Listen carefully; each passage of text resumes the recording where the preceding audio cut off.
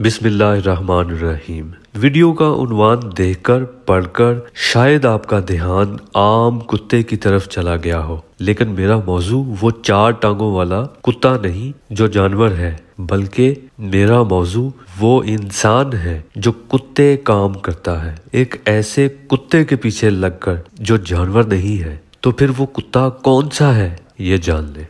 ابھی وضاحت جاری ہے، اسے توجہ سے سمجھیں، اور اگر آپ بڑے دل والے ہیں تو اس آگہی ٹی وی کو سبسکرائب کر لیں، اس سے آپ کو فائدہ ضرور ہوگا انشاءاللہ۔ اللہ پاک نے پوری کائنات کی ان گنت مخلوقات میں صرف ابنائے آدم کو یہ تکریم بخشی ہے کہ وہ تمام مخلوقات سے ممتاز حیثیت رکھتے ہیں، لیکن اشرف المخلوقات کی منزل تک پہنچنے سے پہلے انسان کو اپنی پہلی منزل نفس کی کامل درستگی تک، پھر ترک لغویات کے بعد مکمل پرہیزگاری والی جدوجہد کی ایک مسافت طے کرنا لازم ہوتی ہے۔ یہ پیکج سب انسانوں کے لیے نہیں ہے جناب، خوش فہمی دور کر لیں۔ انسان کا فرشتوں سے بھی افضل ہونا کوئی معمولی مقام نہیں ہے جو سب کے لیے دستیاب ہو۔ اگر ایسا ہوتا تو اللہ پاک قرآن پاک میں یہ نہ فرماتا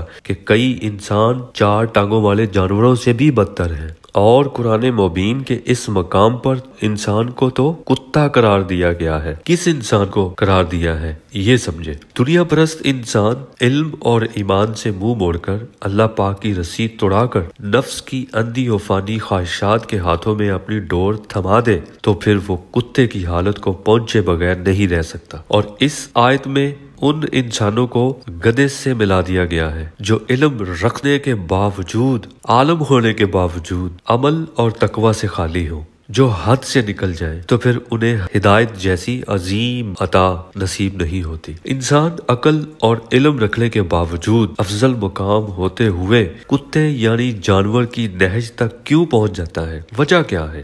وجہ وہ کتا ہے جو اس کے ساتھ پیدا کیا گیا ہے۔ جی ہاں، انسان کی پہلی منزل یعنی پہلا امتحان اس کا نفس امارہ ہے، جو اس آیت کے مطابق انسان کو برائی کا حکم دیتا ہے۔ نفس کے 4 درجے ہیں۔ پہلا درجہ نفس امارہ ہے، جس کا نظر نہ آنے والا ایک آتشی جثہ ہوتا ہے۔ اس جثے کو علم باطن میں کتا کہا گیا ہے۔ اس کی شکل عام کتے جیسی ہوتی ہے۔ یہ نفسانی کتا انسان کی ہر خصلت سے بخوبی واقف ہوتا ہے، اس لیے وہ انسان کو اس کی پسند اور ماحول کے مطابق برائیوں کی طرف مائل کرتا ہے، کیونکہ اس کا مقصد انسان کو اس کے اصل مقام سے گرا کر اپنے جیسا کتا بنانا ہوتا ہے، اور انسان جاننے کے باوجود اس کی تابع داری اختیار کر کے شرک خفی میں مبتلا ہو جاتا ہے۔ مثلا معبود حقیقی فرماتا ہے کہ ہر برائی سے بچو، دنیاوی خواہشات کی نفی کرو، نفس امارہ کی مخالفت کرو، اور انسان اقرار کرنے اور ایمان رکھنے کے باوجود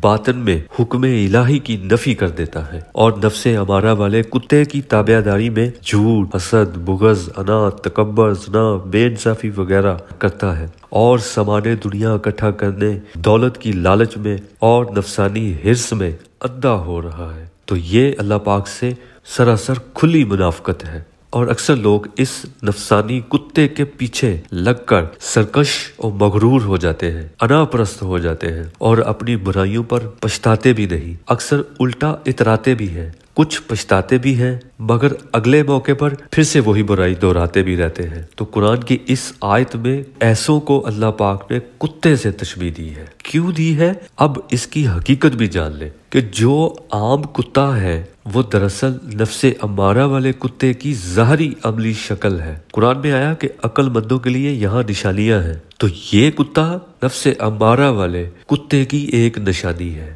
جس کی ہر وقت لٹکتی ہوئی زبان، ٹپکتی ہوئی رال، ایک نہ بجھنے والی حرص کی آگ، اور کبھی بھی نہ جی بھر سیر ہونے والی نیت کا پتہ دیتی ہے۔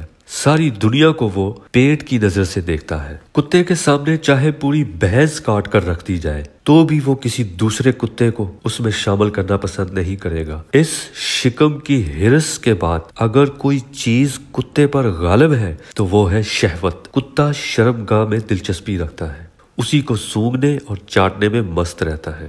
کتا چونکہ غلیظ اور پلید بھی ہوتا ہے، یہی مزاج نفس امارہ والے کتے کا بھی ہے۔ وہ انسان کو اسی حرص شکم، شہوت اور دنیاوی خواہشات کی طرف راغب رکھتا ہے، یوں اسے کتا بنا کر مطمئن رہتا ہے، اور انسان اس کی تابعداری میں خود بھی کتا بنے، ناپاک اور غلیظ رہ کر مطمئن رہتا ہے۔ اور قرآن کی اس آیت کے مطابق اگر کوئی انسان اس نفس امارہ کی حالت میں ہی مر گیا، وہ روز قیامت ناکام ہوگا۔